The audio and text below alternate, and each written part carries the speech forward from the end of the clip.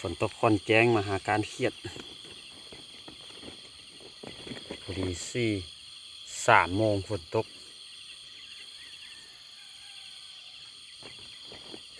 3 โมงมาลองหาการเครียดใกล้สิแจ้งละ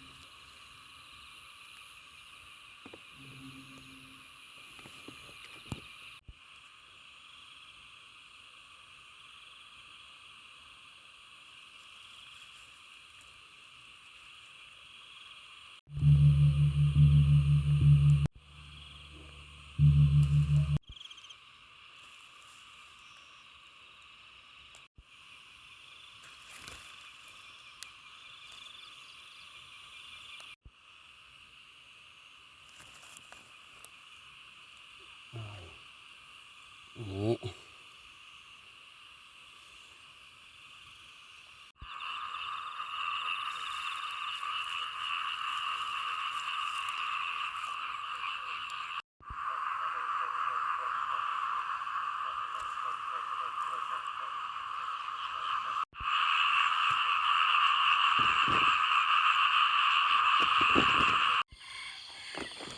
การไปการมาท้องฟ้าจน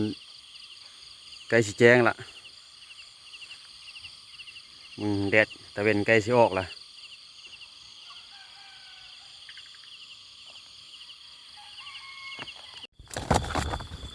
การเครียดมันการซื้อเป๋ามาจนใกล้สิแจ้งละมาการเครียดค่อนแจ้งวิธีบ้านๆหาอยู่หากินก็สิประมาณนี้แหละบัดนี้หาอยู่หากินวิธีบ้านๆ